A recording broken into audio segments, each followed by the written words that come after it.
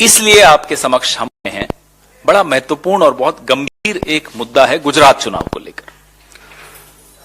आप लोगों ने मीडिया में कुछ रिपोर्ट्स देखी होंगी, डरते डरते जो छपी हैं, कि आखिरी 1 घंटे में 16 लाख वोट गुजरात के दूसरे चरण के चुनाव में पड़े।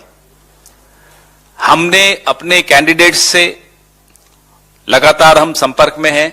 फॉर्म 17C जो कि रिटर्निंग ऑफिसर देता है साइन करके कि इस मतदान केंद्र पे 5 बजे तक या 6 बजे तक इतने वोट गिरे, वो टैलिंग चल रही है।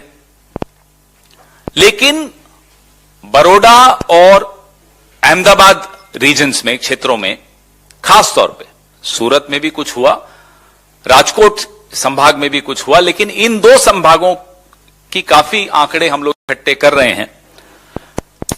हैरानी की बात है कि एक वोट डालने में जहां 60 सेकंड लगते हैं, अगर आप औसत निकालेंगे 5 बजे से 6 बजे के दौरान, तो एक वोट डालने में 45 सेकंड लगे।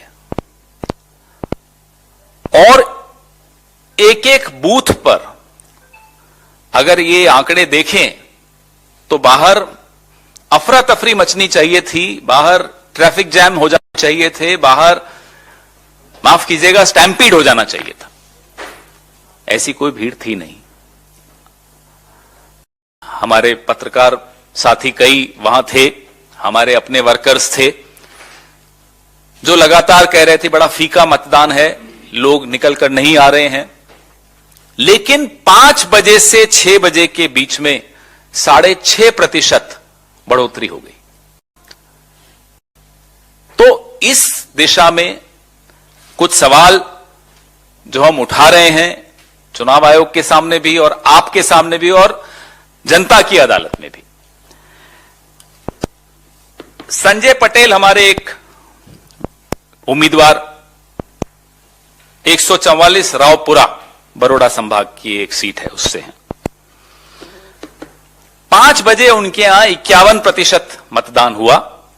वो अपने वर्कर्स के साथ अलग अलग मतदान केंद्रों पर उस वक्त घूम रहे थे, जैसा कि सारे उम्मीदवार करते हैं हर पार्टी के, और लोगों को प्रेरित भी कर रहे थे कि भाई निकलिए वोट देने। लेकिन 5 बजे के बाद, और भीड़ वो बताते हैं कि बहुत कम थी मतदान केंद्रों पर, 6 बजे 57.68% वोट हो गया।